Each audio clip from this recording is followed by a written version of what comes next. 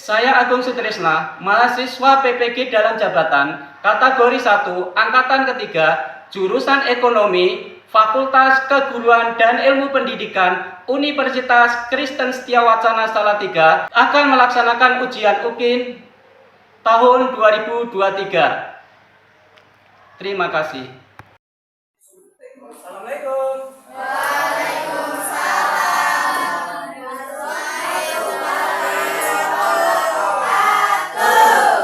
Selamat pagi anak-anak. Pagi. Gimana kabarnya hari ini? Sehat semua? Baik, sebelum mulai untuk belajar, mari kita berdoa terlebih dahulu. Silakan KM memimpin berdoa terlebih dahulu. Siap, sebelum belajar, mari kita baca doa mulai.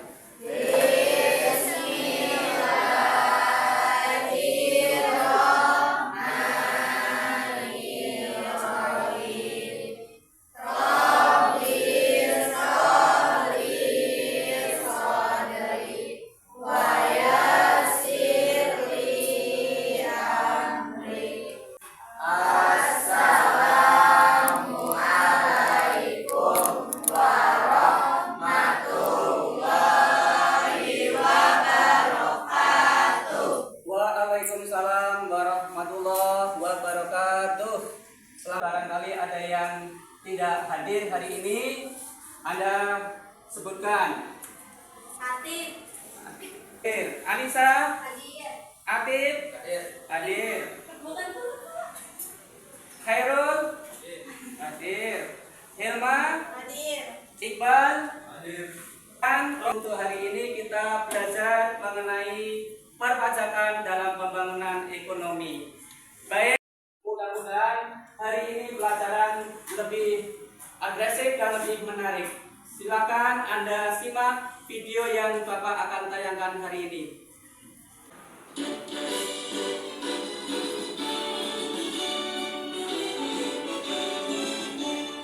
Jambut Katulistiwa sejujurnya bukan sekedar slogan tanpa arti. Julukan ini sangat tepat bagi negara kita yang subur, berlimpah ruah kekayaan alamnya.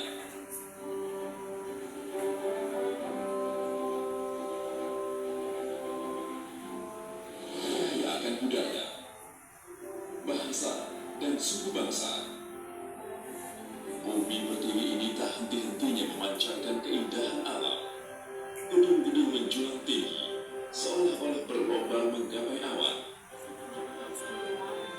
Deretan perkantoran mewah hingga mega mall menawarkan kemewahan dan kenikmatan seakan menggelitik hati untuk berbelanja atau sekedar berjalan-jalan dan bercengkrama dalam sukacita.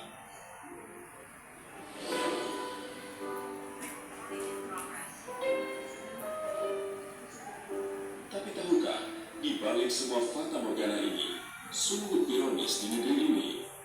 Miris kita melihatnya, sebagian masyarakat masih hidup di bawah garis kemiskinan. Pendapatan per kapita kita masih rendah dibandingkan negara-negara tetangga. Masih banyak kita jumpai anak negeri hidup di negeri yang makmur masih mengais-ngais sampah.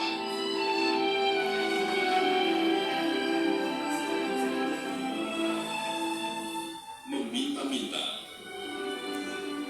berebut sesuap nasi, antri sembako,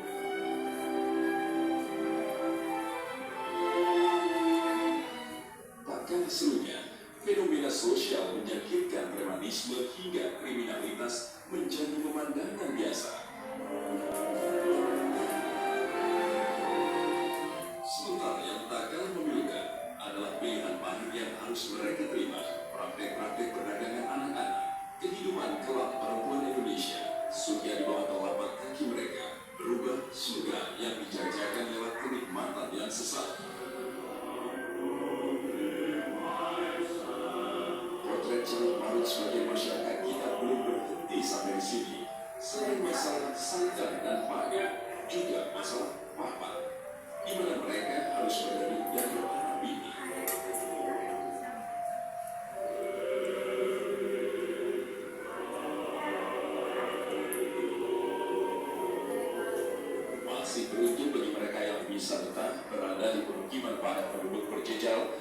layaknya pasar tumpah. Tak terketukah hati kita melihat realita yang ada? Semua ini bisa berubah bila kita menjadi para wajib pajak, melaksanakan kewajiban kenegaraan sesuai dengan undang-undang yang berlaku, selalu taat dan tepat waktu untuk melaksanakan kewajiban perpajakan. Roda pembangunan tak terseok lagi jalannya. Perbaikan di segala lini dapat dilakukan, baik infrastruktur maupun sosial. Kita tak bakal menjumpai lagi jalan-jalan yang rusak, banjir yang menghantui berbagai penjuru kota, fasilitas umum yang tak memadai. Semua itu akan berubah.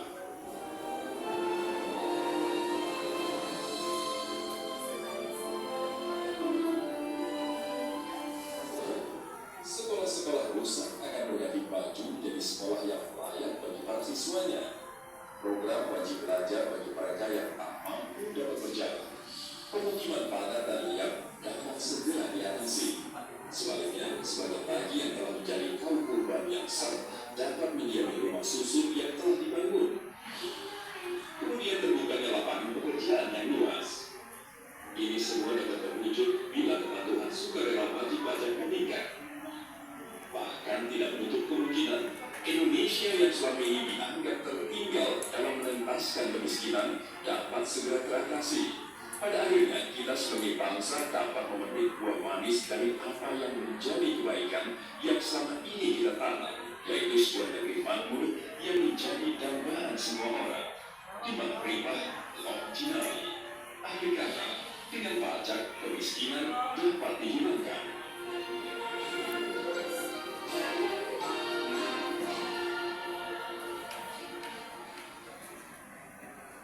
Demikian tadi pembukaan untuk materi perpajakan dalam pembangunan ekonomi. Kita lanjutkan ke materinya, yakni perpajakan dalam pembangunan ekonomi.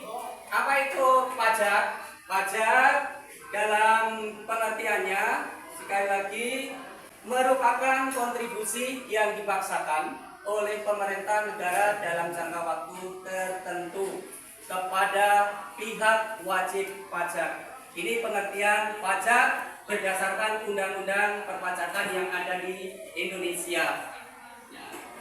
Yang berikutnya, apa itu fungsi pajak? Fungsi pajak di sini ada dua, yakni satu fungsi anggaran, yang kedua adalah fungsi mengatur. Apa fungsi anggaran? Fungsi anggaran adalah pajak merupakan salah satu sumber penerimaan pemerintah untuk memperoleh dalam APBN, anggaran pendapatan dan belanja negara. Ada yang mau ditanyakan? Silakan, barangkali ada yang mau ditanyakan sebelum Bapak lanjutkan untuk materi pajak hari ini. Silakan, barangkali ada yang mau ditanyakan dulu, silakan. Ya. Ya, bagus, pertanyaan yang bagus sekali. Tadi ada kata-kata dalam jangka waktu tertentu. Di sini yang dimaksud dalam jangka waktu tertentu adalah sesuai kurun waktu yang sudah ada dalam undang-undang perpajakan, yaitu dalam kurun waktu 1 tahun. Berawal dari bulan Januari, berakhir pada bulan Desember tahun bersangkutan.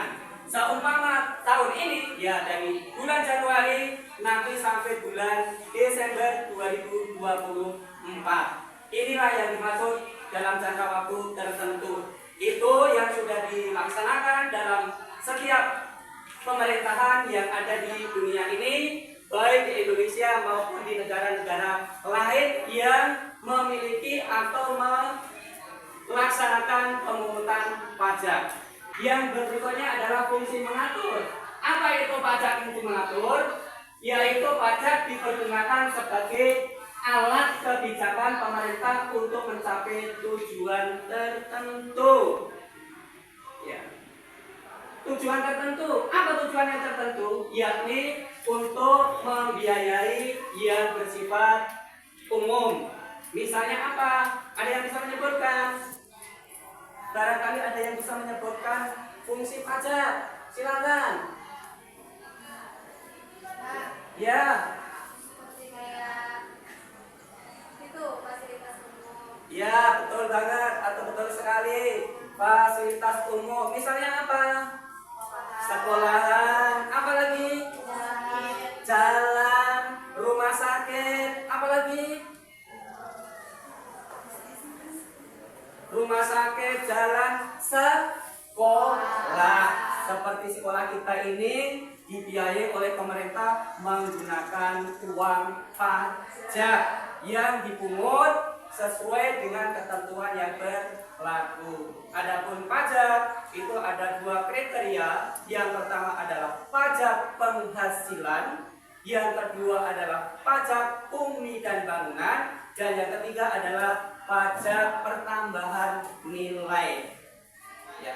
Jadi sekali lagi ada pajak bumi dan bangunan seperti rumah, tanah, itulah yang dimaksud dengan pajak bumi dan bangunan. Itu yang wajib pajak adalah orang tua kalian. Karena apa? Yang memiliki rumah, yang memiliki bangunan, atau memiliki sawah adalah orang tua. Jadi yang merupakan wajib pajak adalah orang tua. Pak, saya belum jadi wajib pajak. Belum, karena Anda masih sifatnya menjadi pelajar. Nanti kalau Anda sudah menjadi wajib pajak, yaitu kalau Anda sudah bekerja dan mungkin sudah memiliki rumah atau tanah atau bangunan, baru Anda diwajibkan membayar pajak. Tapi suatu saat nanti Anda sudah bekerja juga menjadi wajib pajak. Wajib pajak apa? Wajib pajak penghasilan. Jadi kalau nanti kalian gajian, otomatis Anda akan kena pajak. Berapa pajaknya? 5% dari gaji pokok kalian. Jadi 5% dari gaji pokok yang Anda terima sudah dipotong oleh negara untuk membayar pajak. Jadi Anda menerima uang gaji yang bersih karena sudah dikurangi oleh pajak yang Anda harus bayarkan. Selanjutnya adalah fungsi mengatur. Untuk apa sih pajak ini? Untuk yang pertama yakni sebagai alat proteksi. Atau alat apa? Alat mengatur keuangan negara supaya tidak diselewengkan atau supaya tidak disalahgunakan, sehingga pajak ini diatur. Tentang apa? Tentang penggunaannya. Yang kedua adalah sebagai alat stabilisasi. Alat stabilisasi yakni apa? Untuk menstabilkan. Menstabilkan apa? Tentu salah satunya adalah perekonomian Indonesia. Karena kita hidup di Indonesia, pasti kaitannya dengan kebutuhan pokok, sandang, pangan yang ada di lingkungan kita. Anda juga perlu yang namanya sandang, Anda juga perlu yang namanya papan, Anda juga perlu yang namanya pangan. Cuma yang kena pajak adalah apa? Tempat tinggal. Walaupun toh kita belum punya rumah, belum punya tanah, tapi kita ikut sebagai apa? Wajib pajak, mengikuti wajib pajak orang tua. Baik, yang ketiga adalah alat retribusi pendapatan. Apa itu retribusi? Ada yang tahu? Retribusi. Apa retribusi? Ada yang tahu? Retribusi adalah penarikan yang ada dasar hukumnya. Misalnya apa? Tempat wisata ada retribusi, pasar juga ada retribusi, tempat belanjaan di mall atau mungkin barangkali Indomaret, Alfamaret, itu kita juga kena retribusi. Contohnya apa? PPN, pajak pertambahan nilai. Anda beli barang di Indomaret, Alfamaret, silakan Anda bisa cek di stropnya, Anda bisa lihat di situ berapa PPN-nya, pajak pertambahan nilainya berkisar antara 10 sampai 15%. Padahal kita hanya beli apa? Mungkin beli minuman, beli kitela mungkin, atau beli sabun. Cuma kita juga sudah kena Jangankan itu, Anda makan di tempat mall atau di tempat pembelanjaan, Anda pun juga kena pajak. Pajak apa? Pajak pertambahan nilai. Berapa? 5%. Baik, kita lanjut. Ya. Anda bisa lihat manfaat pajak. Apa manfaat pajak? Manfaat pajak adalah merupakan penerimaan negara, sehingga tanpa pajak sebagian besar kegiatan negara sulit untuk dapat dilaksanakan sebagai pendapatan negara. Pajak berfungsi untuk membiayai pengeluaran negara. Pajak juga digunakan untuk apa? Menjalankan tugas-tugas negara dan melaksanakan pembangunan. Tadi teman kalian sudah bisa menyebutkan di antaranya untuk apa? Pembangunan yang fasilitasnya umum. Misalnya apa? Sekolah, rumah sakit, jalan. Anda pasti menggunakan apa? Jalan. Anda pasti mungkin kalau sakit, saudara kalian atau orang tua kalian pasti juga ke rumah sakit. Sebelum saya lanjut, mungkin barangkali ada yang mau bertanya, silahkan. Ya. Mungkin kaitannya dengan manfaat pajak, silakan. Ya. Barangkali ada yang mau ditanyakan sebelum Bapak lanjut, silakan. Yun, ada yang mau ditanyakan Yun? Silakan Yun. Sebelum Bapak lanjutkan untuk materi yang selanjutnya atau selanjutnya Yun. Ya. Tugas rutinnya itu kayak apa? Misalnya lawatan presiden ke luar negeri. Itu termasuk tugas rutin negara. Selain presiden, gubernur kemana? Mungkin kunjungan ke provinsi lain. Dari Banten ke Jakarta, atau dari Banten ke Yogyakarta, atau dari Banten ke Jawa Barat. Itu termasuk kunjungan rutin. Jadi pejabat-pejabat kita atau barangkali penguasa-penguasa kita yang memiliki jabatan, kalau pergian atau dinas luar itu akan dibiayai oleh negara. Jadi enak. Silakan nanti kalian juga mudah-mudahan menjadi pejabat negara, sehingga apa? Perjalanan dinas kalian dibayar, uang makan dibayar, perjalanan dibayar, hotel dibayar. Pokoknya apa? Pokoknya enak. Ya. Cuma pesan Bapak jangan disalahgunakan. Baik, ada lagi, bagus banget. Ya, yang lain silakan. Ya, mungkin ada yang mau ditanyakan yang lain. Ya, yang laki-laki silakan. Ya. Mungkin ada yang mau ditanyakan? Ya. Silakan. Kalau enggak saya lanjut. Ya. Yang berikutnya tarif pajak. Ya. Sekali lagi pengertian tarif pajak. Apa itu tarif pajak? Tarif pajak adalah pajak yang digunakan untuk menentukan besarnya pajak terutang. Tarif pajak adalah suatu dasar pengenaan pajak atas objek pajak yang menjadi tanggung jawab para wajib pajak. Itulah yang namanya tarif pajak. Ya. Jadi segala sesuatu yang berkaitan dengan fasilitas atau mungkin yang sifatnya umum itu juga akan kena tarif pajak. Berapa besarnya? Tergantung dari kebutuhan atau barangkali dasar hukumnya masing-masing.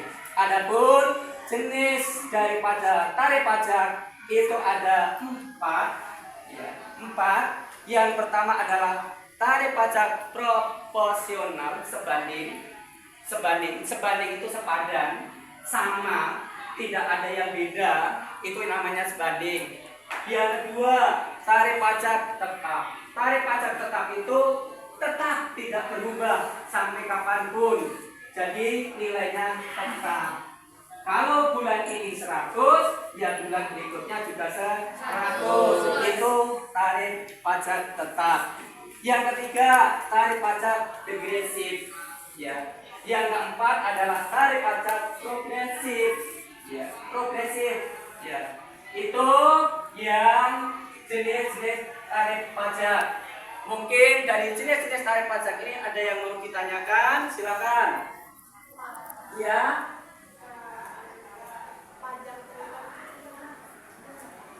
Ada pertanyaan yang bagus sekali. Apa Pak yang dinamakan pajak terutang? Yang dinamakan pajak terutang adalah pajak yang belum dibayarkan. Misalnya pembayaran pajak bumi dan bangunan. Ini akan bisa dibayarkan tidak harus bulan sekarang, tapi nanti bulan akhir tahun. Yakni bulan apa? Bulan Desember. Jadi sekalian dari bulan Januari sampai Desember baru dibayarkan bulan Desember. Itulah yang namanya pajak terutang. Kayak gini masih kan kita bayar pajaknya Januari telat 2 tahun itu nanti double apa gimana Pak? Kalau mungkin tahun ini tidak membayar, apakah double bayarnya? Tidak. Itu akan sesuai dengan yang tertera dalam SPPT, surat pemberitahuan pajak, berapa yang belum Anda bayarkan, itu yang harus wajib Anda bayarkan. Jadi pajak tersebut tidak akan kena denda. Baik, kiranya hari ini sekian dulu. Namun sebelum kita akhiri, mari kita berdoa untuk perjalanan kita pulang agar sampai tujuan selamat, tidak ada suatu halangan apapun. Silakan KM bisa memimpin berdoa untuk berkemas-kemas pulang.